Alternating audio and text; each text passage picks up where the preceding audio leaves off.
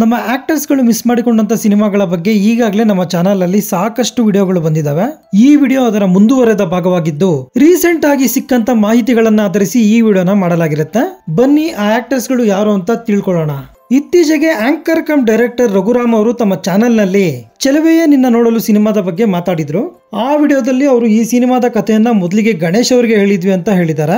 ಗಣೇಶ್ ಹಾಗೂ ರಘುರಾಮ್ ಇಬ್ರು ಸ್ನೇಹಿತರಾಗಿದ್ದು ಅವ್ರಿಗೋಸ್ಕರ ಈ ಸಿನಿಮಾನ ಮಾಡೋದಕ್ಕೆ ಒಪ್ಕೊಂಡಿದ್ರಂತೆ. ಗಣೇಶ್ ಅವರು ಸಿನಿಮಾಗೆ ಪ್ರೊಡ್ಯೂಸರ್ ಆಗಿ ಅಶ್ವಿನಿ ರಾಮ್ ಪ್ರಸಾದ್ ಅವರು ಫೈನಲ್ ಕೂಡ ಆಗಿದ್ರಂತೆ. ಆದ್ರೆ ಗಣೇಶ್ ಅವರ ಡೇಟ್ಸ್ ಇಶ್ಯೂ ಇಂದ ಆ ಸಿನಿಮಾ ಮಿಸ್ ಮಾಡ್ಕೊಂಡಿರ್ತಾರೆ.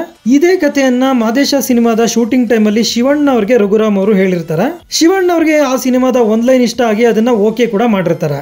ನಂತರ ನಿರ್ಮಾಪಕರ ಸ್ಥಾನಕ್ಕೆ ಎನ್.ಎಂ. ಸುರೇಶ್ ಅವರು ಬಂದು ಸಿನಿಮಾ ಸ್ಟಾರ್ಟ್ ಆಗಿ ರಿಲೀಸ್ ಕೂಡ ಆಗಿರುತ್ತೆ. ಇದರಲ್ಲಿ ಸಾಂಗ್ಸ್ ಹಿಟ್ ಆಗಿದ್ರು ಕೂಡ ಸಿನಿಮಾ ಹಿಟ್ ಆಗ್ಲಿಲ್ಲ. ಬಟ್ ಪ್ರಪಂಚದ ಅದ್ಭುತಗಳಲ್ಲಿ ಚಿತ್ರೀಕರಣ ಮಾಡಬೇಕು ಅನ್ನೋಂತ ಕಾನ್ಸೆಪ್ಟ್ ಚೆನ್ನಾಗಿತ್ತು. ರೀಸೆಂಟ್ ಪಾಡ್ಕಾಸ್ಟ್ ಒಂದರಲ್ಲಿ ನಟ ದಿಗಂತ್ ಅವರು ಪಂಚರಂಗಿ ಸಿನಿಮಾನ ರಾಕಿಂಗ್ ಸ್ಟಾರ್ ಯಶ್ ಅವರು ಮಾಡಬೇಕಾಗಿತ್ತು ಅಂತ ಹೇಳ್ಕೊಂಡಿದ್ದಾರೆ.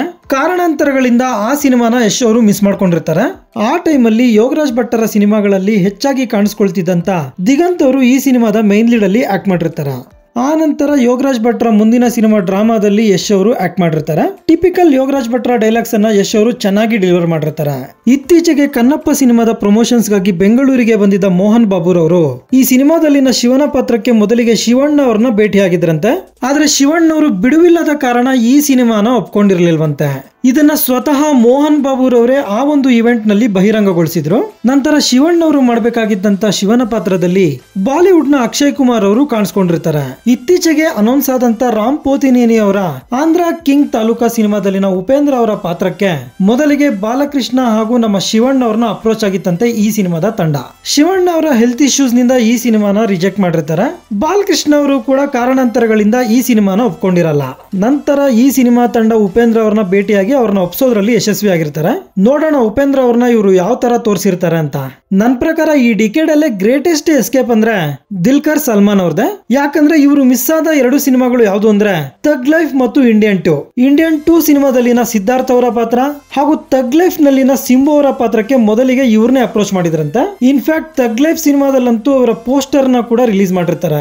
ಆದ್ರೆ ದುಲ್ಕರ್ ಸಲ್ಮಾನ್ ಅವರು ಬ್ರಿಲಿಯಂಟ್ ಆಗಿ ಈ ಎರಡು ಸಿನಿಮಾಗಳ ಬದಲಾಗಿ ಲಕ್ಕಿ ಭಾಸ್ಕರ್ ಹಾಗೂ ಸೀತಾರಾಮಂ ಸಿನಿಮಾಗಳನ್ನ ಸಿಲೆಕ್ಟ್ ಮಾಡ್ಕೊಂಡಿರ್ತಾರೆ. ಅವರು ಬಿಟ್ಟಂತ ಎರಡೂ ಸಿನಿಮಾಗಳು ಡಿಸಾಸ್ಟರ್ಸ್ ಆದ್ರೆ ಒಪ್ಪಿಕೊಂಡಂತ ಎರಡೂ ಸಿನಿಮಾಗಳು ಕೂಡ ಬ್ಲಾಕ್ ಬಸ್ಟರ್ಸ್ ಆಗಿರ್ತವೆ. ಪುಷ್ಪ ಸಿನಿಮಾದಲ್ಲಿನ ಬಣವರ್ ಸಿಂಗ್ ಪಾತ್ರಕ್ಕೆ ಮೊದಲಿಗೆ ತೆಲುಗಿನ ನಾರಾ ರೋಹಿತ್ ಅವ್ರನ್ನ ಅಪ್ರೋಚ್ ಮಾಡಿತ್ತಂತೆ ಈ ಸಿನಿಮಾ ತಂಡ.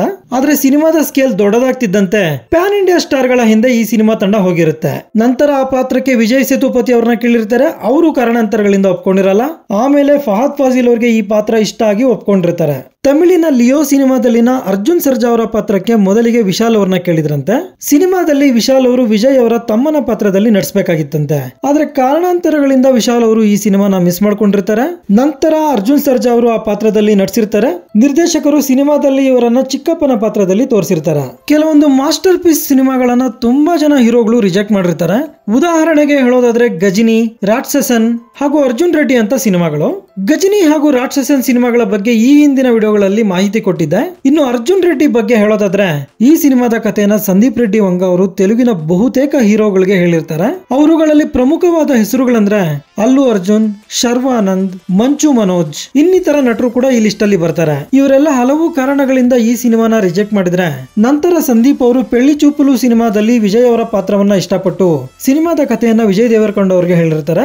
ಅವರಿಗೆ ಈ ಸಿನಿಮಾ ಸಿಕ್ಕಾಪಟ್ಟೆ ಇಷ್ಟ ಆಗಿ ಒಪ್ಕೊಂಡಿರ್ತಾರೆ. ನಂತರ ತೆಲುಗಿನಲ್ಲಿ ಈ ಸಿನಿಮಾ ಬ್ಲಾಕ್ ಬಸ್ಟರ್ ಹಿಟ್ ಆಗಿರುತ್ತೆ. ಲೋಕೇಶ್ ಕನಕರಾಜ್ ಅವರ ವಿಕ್ರಮ್ ಸಿನಿಮಾದಲ್ಲಿನ ಸಂತಾನಂ ಪಾತ್ರಕ್ಕೆ ಮೊದಲಿಗೆ ಪ್ರಭುದೇವ ಅವ್ರನ್ನ ಕೇಳಿದ್ರಂತೆ. ಆದ್ರೆ ಪ್ರಭುದೇವ ಅವರು ಕಾರಣಾಂತರಗಳಿಂದ ಆ ಪಾತ್ರವನ್ನು ಒಪ್ಕೊಂಡಿರಲ್ಲ. ನಂತರ ಆ ಪಾತ್ರಕ್ಕೆ ಲಾರೆನ್ಸ್ ಅವ್ರನ್ನ ಕೇಳಿರ್ತಾರೆ. ಆದ್ರೆ ಸಿನಿಮಾದಲ್ಲಿ ಈ ಪಾತ್ರ ಡ್ರಗ್ಸ್ ವ್ಯವಹಾರ ಮಾಡುತ್ತೆ ಅನ್ನೋ ಕಾರಣ ಕೊಟ್ಟು ಈ ಪಾತ್ರಕ್ಕೆ ಲಾರೆನ್ಸ್ ಅವರು ನೋ ಅಂದಿರ್ತಾರೆ. ಅದಕ್ಕೆ ಅವರು ಕೊಡುವಂತ ಕಾರಣ ಲಾರೆನ್ಸ್ ಅವರ ಸಿನಿಮಾಗಳನ್ನ ಮಕ್ಕಳು ಹೆಚ್ಚಾಗಿ ನೋಡೋದ್ರಿಂದ ಈ ಸಿನಿಮಾನ ಅವರು ರಿಜೆಕ್ಟ್ ಮಾಡಿದ್ರಂತೆ. ನಂತರ ಈ ಪಾತ್ರದಲ್ಲಿ ವಿಜಯ್ ಸೇತುಪತಿ ಅವರು ಕಾಣಿಸ್ಕೊಂಡಿರ್ತಾರೆ.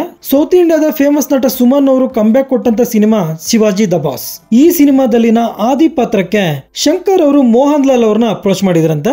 ಆದ್ರೆ ಮೋಹನ್ ಲಾಲ್ ಅವರು ಕಾರಣಾಂತರಗಳಿಂದ ಈ ಸಿನಿಮಾನ ಒಪ್ಕೊಂಡಿರಲ್ಲ. ಇನ್ನು ಇಡೀ ಭಾರತ ಚಿತ್ರರಂಗವೇ ಮಲಯಾಳಂ ಚಿತ್ರರಂಗದತ್ತ ಕಣ್ಣೆತ್ತಿ ನೋಡುವಂತೆ ಮಾಡಿದ ಸಿನಿಮಾ ದೃಶ್ಯಂ. ನಿರ್ದೇಶಕರು ಈ ಸಿನಿಮಾದ ಕಥೆಯನ್ನ ಮೊದಲಿಗೆ ಮಮ್ಮೂಟಿ ಅವರಿಗೆ ಹೇಳಿರ್ತಾರೆ. ಆದ್ರೆ ಮಮ್ಮೂಟಿ ಅವರು ಆ ಸಮಯದಲ್ಲಿ ಬಿಸಿ ಇದ್ದಂತ ಕಾರಣದಿಂದ ಈ ಸಿನಿಮಾನ ರಿಜೆಕ್ಟ್ ಮಾಡಿರ್ತಾರೆ. ನಂತರ ಮೋಹನ್ ಲಾಲ್ ಅವರು ಈ ಸಿನಿಮಾದಲ್ಲಿ ನಟಿಸಿ ಸಿನಿಮಾ ಬ್ಲಾಕ್ ಬಸ್ಟರ್ ಆಗೋದಲ್ಲದೆ ಹಲವಾರು ಭಾಷೆಗಳಿಗೆ ರೀಮೇಕ್ ಕೂಡ ಆಗಿರುತ್ತೆ. ಸೊ ಇದಾಗಿರುತ್ತೆ ನಮ್ಮ ನಟರು ಮಿಸ್ ಮಾಡಿಕೊಂಡಂತ ಸಿನಿಮಾಗಳ ಬಗೆಗಿನ ಮತ್ತೊಂದು ವಿಡಿಯೋ. ಇದರ ಹಿಂದಿನ ವಿಡಿಯೋಗಳು ಬೇಕಂದ್ರೆ ಚಾನೆಲ್ನ ಒಂದ್ಸಲ ಚೆಕ್ ಮಾಡಿ. ಈ ವಿಡಿಯೋ ನಿಮ್ಗೆ ಇಷ್ಟ ಆಗಿದ್ರೆ ಒಂದು ಲೈಕ್ ಕೊಟ್ಟು ನನ್ನ ಚಾನೆಲ್ನ ಸಬ್ಸ್ಕ್ರೈಬ್ ಮಾಡ್ಕೊಳ್ಳಿ. Thank you.